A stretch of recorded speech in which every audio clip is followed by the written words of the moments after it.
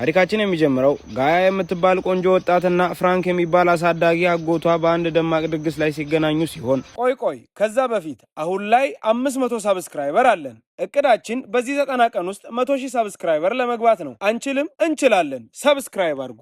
ሆኖም ግንኙነታቸው የፍቅር እንዳልሆነ እንረዳለን። ይህም የሆነበት ምክንያት ጋያ ወደዚህ ትልቅ ቤት የመጣችው በጭንቅላቷ ውስጥ አንድ ግልጽ ዓላማ ይዛ መሆኑን ስለምናውቅ ሲሆን ይኸውም በቅርቡ ጀርመን ውስጥ በአሳዛኝ የመኪና አደጋ የሞቱት የወላጆቿ ሞት ላይ ፍራንክ እጁ አለበት ወይስ የለበትም የሚለውን ለማወቅ እንደሆነ እንረዳለን። በዚህም የተነሳ ያጎቷን የእያንዳንዷን እንቅስቃሴ በጥርጣሬ ትከታተላለች። ከጥቂት ጊዜ በኋላ የፍራንክ አያትና የቤተሰቡ መሪ የሆነው ሰው በዚህ አስቸጋሪ ጊዜ ቤተሰቡ አንድ ላይ መሆንና እርስ በርስ መደጋገፍ እንዳለበት በመንገድ ወጣቷ ጋያ በቤቷ እንድትቆይ እንዲፈቅድላት ፍራንክን ሲጠይቀው እናያለን። ከዚያም ሲሞት የማደጎ የእህቱን ልጅ በደንብ እንዲንከባከባት ለፍራንክ ይነግረዋል። ምንም የደም ትስስር ባይኖራቸውም እንደ አንድ ቤተሰብ መቆየት እንዳለባቸው ያሳስበዋል። ፍራንክ በባህሪው ዝምተኛና ራሱን የቻለ ሰው ሲሆን ይህንን ሐሳብ በጭራሽ ባይወደውም ለአያቱ ክብር ሲል ግን በሐሳቡ ይስማማል። ይህ በእንዲህ እንዳለ ጋያ ምንም ጊዜ ሳታባክን ስለ ወላጆቿ ሞት ፍንጭ ለማግኘት የፍራንክን ክፍል ለመፈተሽ ተወስንና እቃዎቹን እየመረመረች ሳለ እሱ በድንገት ወደ ክፍሉ ሲገባ ልብሱን በሚያስቀምጥበት ቁም ሳጥን ውስጥ ትደበቃለች። ፍራንክ ክፍሉ ውስጥ ሰው መኖሩን አውቆ ሲፈትሽ በቁም ሳጥን ውስጥ ተደብቃ ያገኛትና በጣም ተናዶ በድንገት ወደዚህ ቤት የመጣችበትን ምክንያት እንድታስረዳው ይጠይቃታል። እሷም እውነተኛ ዓላማዋን ለመደበቅ እየሞከረች አያቱ ስለ ወላጆቿ አሳዛኝ ሞት ከሰሙ በኋላ እንዳመጧት ትነግረዋለች። ከዚህ በኋላ ጋያ የፍራንክ እጅ ላይ ቁስል ስትመለከት የደግነት ስሜት አሳይታ በፋሻ ታስርለታለች። ሆኖም በተረጋጋ ሁኔታ ሲነጋገሩ እንኳ አያቱ ከሞቱ በኋላ ገንዘቡን ለመውረስ እንደመጣች እያሰበ የተደበቁ ዓላማዎች እንዳሏት መጠርጠሩን ግን አይተውም። በውጥረት በተሞላው ንግግራቸው መሃል ጋያ ለአባቷ የነበረ አንድ ልዩ ሸክላ እየፈለገች እንደሆነ ትናገርና ይህም በጣም አስፈላጊ ፍንጭ እንደሆነ ታምናለች። ሚስጥሩ ሲገለጥ ግን የጋያ አያት ኑዛዜ እንደተውና ይህ ኑዛዜ አባቷ ከሞዴሉ ጋር ወደ ቤተሰብ ከተመለሰ 10% የሚሆነውን ድርሻ እንደሚወርስ እንደሚገልጽ እንረዳለን። ይህም ሸክላውን እጅግ ውድ ከማድረጉም በላይ ጋያ እሱን ለማግኘት ያላትን ቁርጠኝነት ይበልጥ ያተነክርባታል። እነዚህ መገለጦች ፍራንክን በጥልቅ ሐሳብ ውስጥ ቢከቱትም ጋያ ለልደት ቀኑ ኬክ ይዛለት በመምጣት ከሐሳቡ ታወጣዋለች። ይህ ድርጊቷ ለሱ በጣም የተወሳሰበ ስሜት ይሰጠውና ምክንያቱም ስንረዳ ፍራንክ ወደዚህ ቤተሰብ በማደጎ ሲመጣ የልደት መዝገብ ስላልነበረው የልደት ቀኑ በይፋ ቤተሰቡን የተቀላቀለበት ቀን ሆኖ እንደተመዘገበ እንረዳለን። ነገር ግን ይህ በዓል የውሸት ገጽታ ብቻ ሲሆን ምክንያቱም የጋያ እውነተኛ ዓላማ ፍራንክ አባባ የተባለውን ሌላ የቤተሰብ አባል መበጋፈጥ የአባቷን ሸክላ ለማግኘትና ከወላጆቿ ሞት ጋር ግንኙነት እንዳለው ለማረጋገጥ እንደሆነ እንረዳለን። እቅዷ ፍጹም እንደሆነ በማሰብ ትቀጥልና ነገር ግን በካዝናው ውስጥ ያገኛቸውን ነገሮች በጭራሽ የጠበቀችው አልነበረም። የራሷ ስም የተቀረጸበት የቤት ሸክላ ታገኝና ይህም የእያንዳንዱ የአያት ቻንግ ፌንግ ልጅ አንድ እንደሚያገኝ እንረዳለን። ይህ አስገራሚ ግኝት ልጅቷ ስለ ሁሉም ነገር ተሳስታ እንደሆነና ፍራንክና ቤተሰቡ ከዚህ አሰቃቂ ክስተት ጋር ምንም ግንኙነት እንደሌላቸው እንድታስብ ያደርጋታል። ልቧ በግራ መጋባት ይሞላና የበቀል ፍለጋዋ አሁን እርግጠኝነት የጎደለው ይሆናል። ይህ ቢሆንም ጋያ አሁንም ወደ ቤተሰቡ ሚስጥር ሰርጎ የመግባት እቅዷን ለመተው ምንም ሐሳብ ስለሌላት ቀጣዩ እርምጃዋ የኩባንያውን ጉዳዮች እንዴት ማስተዳደር እንዳለባት በመማር የአያቷን ኩባንያ መመርመር ይሆናል። ፍራንክ በዚህ አዲስ እቅድ ደስተኛ ባይሆንም የገባችበት ስላለው አደገኛ ሁኔታ ምንም ሐሳብ እንደሌላት ከማስጠንቀቅ ውጪ ብዙ ሊያደርግ የሚችለው ነገር አልነበረምና ነገሩ ሲገለጥ እሱ ትክክል እንደሆነ እንመለከታለን። ምክንያቱም በኩባንያ ውስጥ አዲሱን ስራዋን ከጀመረች ከጥቂት ጊዜ በኋላ ጋያ ተቀናቃኝ ለሆነ ኩባንያ እየሰራና ከፍተኛ ገንዘብ ያጭበረበረውን የአያት ቻንግ ፌንግና አጋር ታጋልጣለች። ይህም ድርጊት ብዙ አዳዲስ ጠላቶችን ይፈጥርባታል። እንደ እውነቱ ከሆነ ፍራንክ ጋያ ይህንን ማስረጃ እንድታገኝና ይህን ሙሰኛ ባልደረባ ከኩባንያው እንድታስወጣ ሁሉንም ነገር አዘጋጅቶ የነበረ ሲሆን ይህ ድርጊቱ ግን ከእቅዱ ጋር ግንኙነት የነበረውን ሙሰኛው የአእምሮ በሽተኛ በጋያ ላይ እንዲነሳ ያደርገዋል። ሰውየውም በኃይል ይይዛትና በካርቶን መቁረጫ አንገቷን ሊቆርጣት ካስፈራራት በኋላ በቦታው የነበሩትን ሁሉ በማስደንገጥ አግቷት ወደ አንድ ጨለማና የተተወ መጋዘን ይወስዳታል። እውነታው ሲገለጥ አንዳንድ ጊዜ ያለማወቅ በእርግጥም በረከት እንደሆነ እንረዳለን። ምክንያቱም የጋያ ድፍረት በከፍተኛ አደጋ ውስጥ ከቷታልና። እንደ እድል ሆኖ ፍራንክ እሷን ለማዳን በሰዓቱ ይደርስና ምንም እንኳን በአመፀኛው ሰው እጁ ላይ ጥልቅ የሆነ ቁስል ቢደርስበትም ጠላፊውን በጠርሙስ ጭንቅላቱ ላይ በመምታት ያሸንፈዋል። ከዚህ አስጨናቂ ክስተት በኋላ ጋያ ከድንጋጤ የተነሳ ራሷን ስትስት በኋላ በሆስፒታል ክፍል ውስጥ በሰላም ትነቃለች።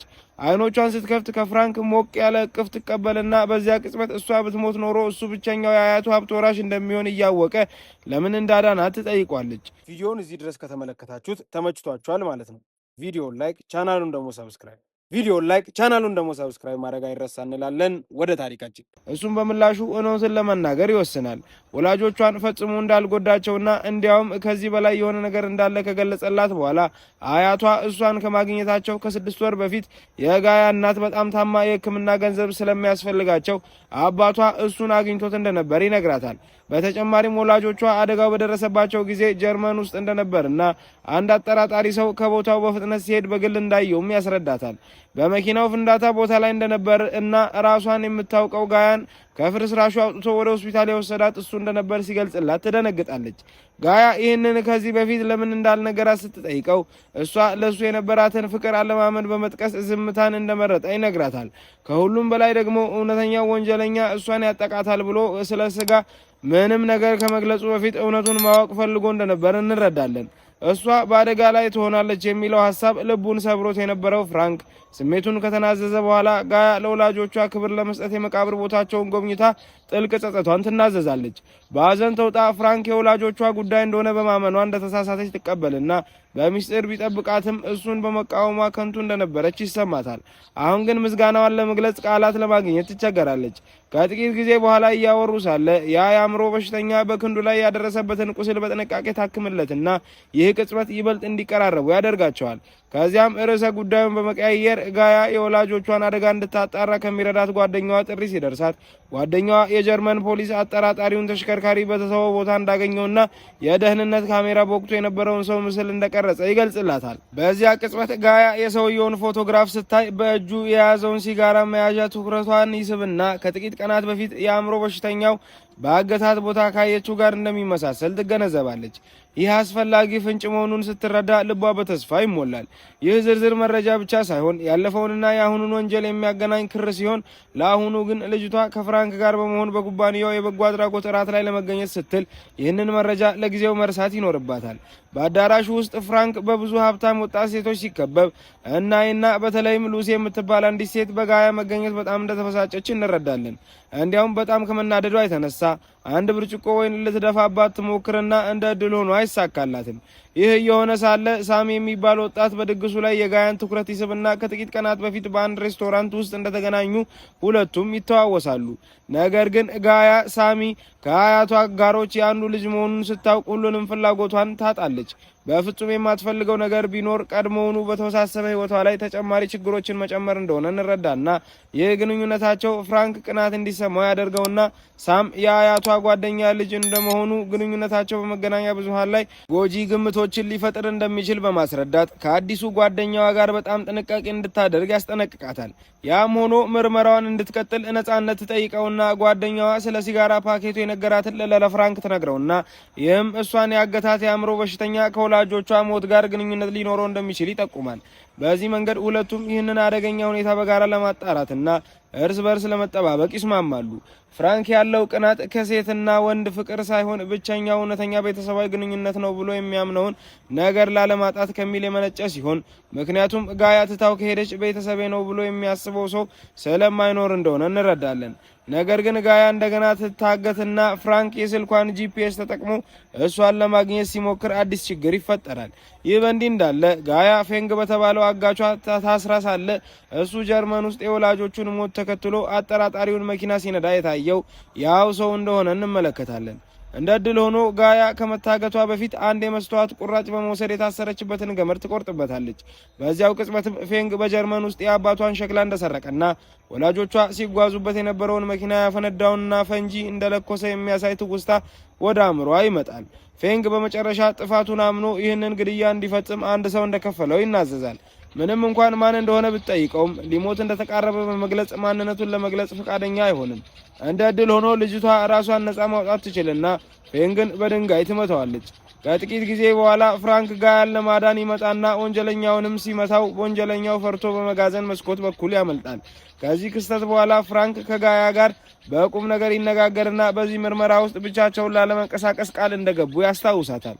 ምናልባትም በሚቀጥለው ጊዜ እድለኛ ላይሆኑ ስለሚችሉ እሷን ለመጠበቅ ለአንድ አፍታም ብቻዋን እንደማይተዋት ይነግራታል።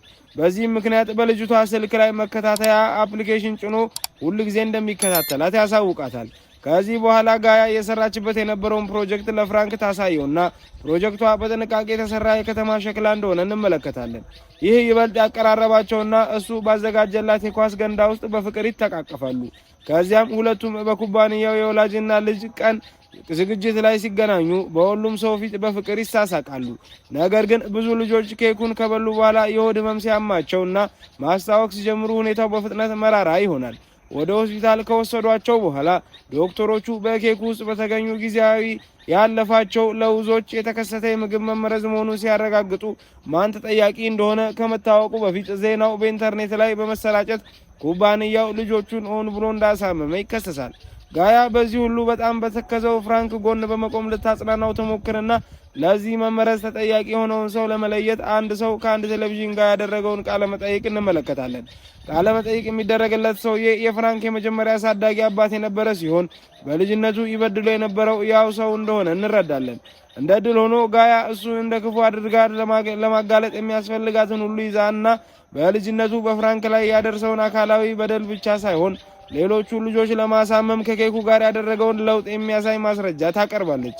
ይህ የሰውየውን በጣም ቢያናድደውም ነገር ግን በጋያ ላይ ምንም ነገር ከማድረጉ በፊት ፍራንክ ላደረገችለት ነገር ሁሉ እንደ ምስጋና ምልክት መጥቶ ያድናታል። ይህ በእንዲህ እንዳለ ሳም አሁንም በጋያ ላይ በጣም ፍላጎት እንዳለው እንመለከታለን። እሱ እንደ አባቱ እንዳልሆነና ከእሱ ጋር ስለመገናኘት መጨነቅ እንደሌለባት ያረጋግጥላታል።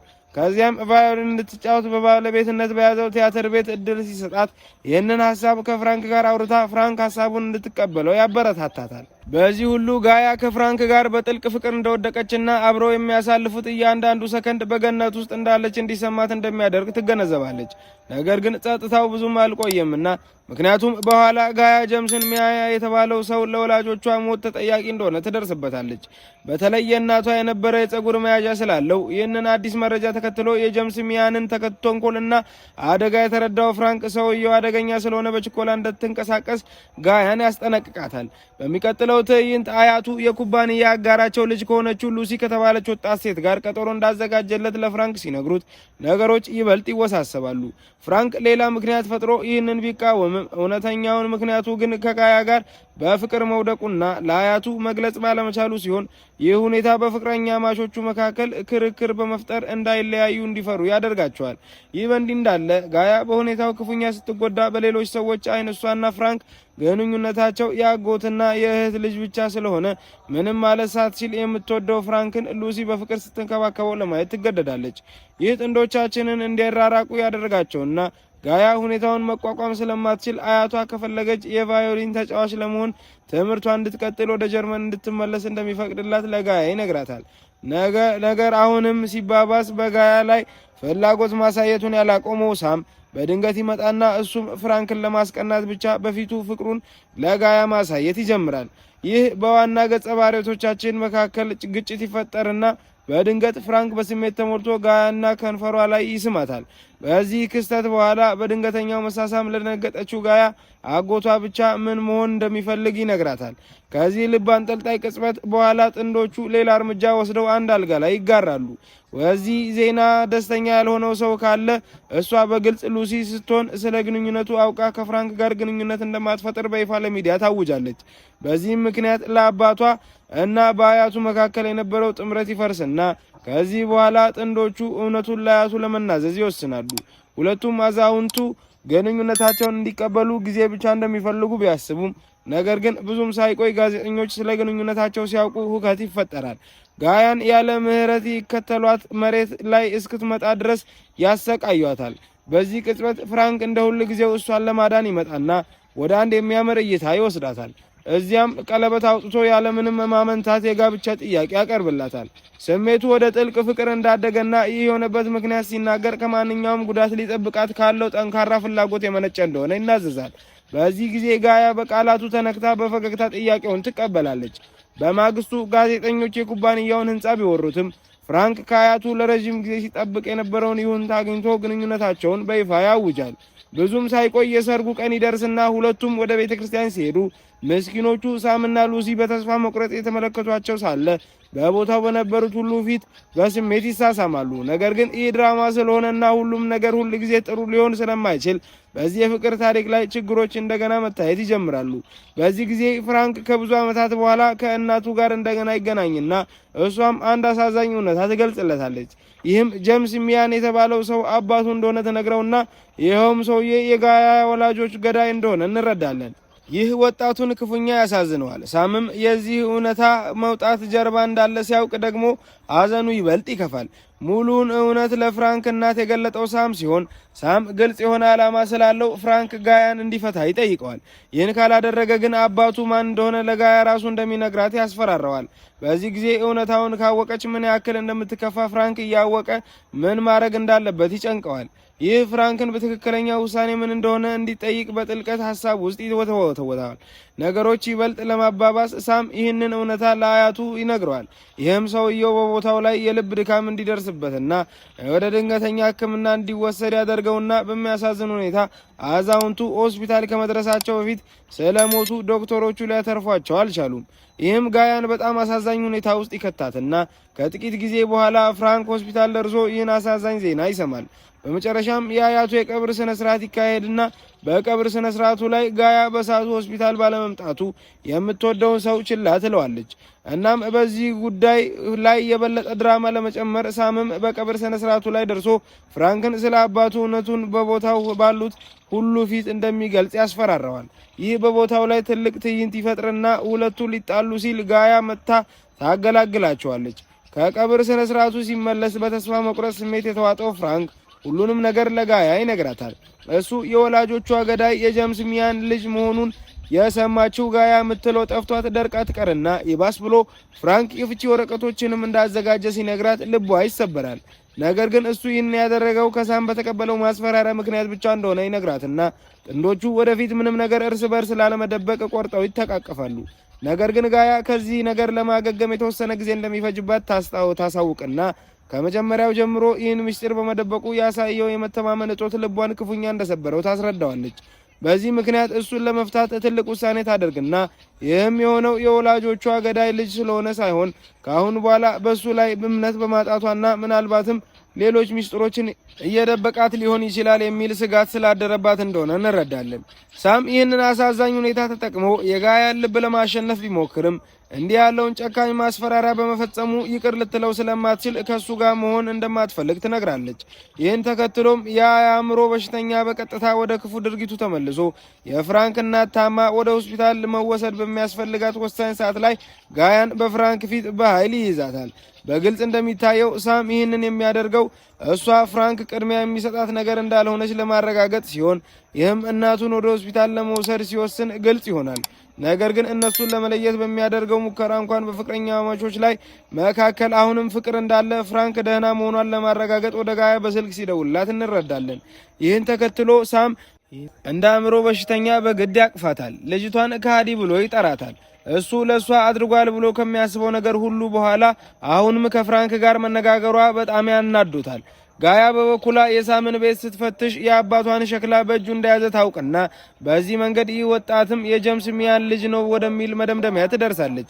ነገሮች በፍጥነት ከቁጥር ውጪ ሲሆኑ ሳም ጋያን ወደ አልጋው በኃይል ወስዶ ምን ያህል እንደሚወዳት ይነግራታል። ሆኖም ሸክላው በእጁ እንዳለ አስቀድማ እንደምታውቅ እስኪያውቅ ድረስ ሊደፍራት ይዘጋጃል። ነገር ግን ለልጅቷ እፎይታ ሌላ አሳዛኝ ነገር ከመከሰቱ በፊት የጋያ ጓደኛ ወደ ክፍሉ ገብታ ሳምን ጭንቅላቱ ላይ ትመታውና ራሱን ስቶ ይወድቃል። በዚህ ምክንያት ጋያና ጓደኛዋ ከሳም ቤት ያመልጡና ይህ ክስተት ዋናዎቹ ጥንዶች እንዲታረቁ ያደርጋቸዋል። ምክንያቱም አሁን እርስ በርስ መተማመን የሚችሉ ከመሆኑም በላይ ፍራንክ ከወላጆቿ ሞትም ሆነ ከተሰረቀው ሸክላ ጋር ምንም ግንኙነት እንደሌለው ተረድታለች። ነገር ግን ሳም እንደገና ማስክ ለብሶ በመጣት ጋያን ያግታትና ለፍራንክ ደውሎ በህይወት እንድትቆይ ከፈለገ እሷን ለመፈለግ እንዳይደፍር ያስጠነቅቀዋል። እንደዚያም ሆኖ ፍራንክ በልጅቷ ስልክ ላይ ያለውን መከታተያ ተጠቅሞ ሳም በአንገቷ ላይ ቢላዋ ይዞ በኃይል በያዛት ጊዜ እንደገና ያገኛታል። በመጨረሻም ያ የአእምሮ በሽተኛ ጋያን ሲለቃት ፍራንክ ወዲያውኑ በቅፉ ይዞ ያነሳታል። ነገር ግን በግጭቱ ወቅት ፍራንክ በደረቱ ላይ በስለት ይወጋና በፍጥነት ወደ ሆስፒታል ይወሰዳል። እንደ ዕድል ሆኖ ከጥቂት ጊዜ በኋላ ከህመሙ ያገግምና ይነቃል። ብዙ ጊዜ ካለፈና ሳም ከታሰረ በኋላ ጥንዶቻችን ለቀጣዩ ጀብዷቸው በጋራ ይዘጋጃሉ። ታሪኩ ሲጠቃለል እንደምንረዳው ፍራንክ የሚወደውን የሮዝ ቲያትርን ገዝቶ ለቫዮሊንና ለቲያትር ያላትን ፍቅር እንድትቀጥል ለጋያ ሰጥቷታል። የቤተሰቡን የመንከባከብ ኃላፊነት ከወሰደ በኋላም ምንምና ማንም ዳግመኛ እንደማይለያያቸው ሙሉ በሙሉ ቆርጦ በድጋሜ ጋብቻ ጥያቄ ሲያቀርብላት እሷም በደስታ ተሞልታ ጥያቄውን ፊልሙ ይጠናቀቃል።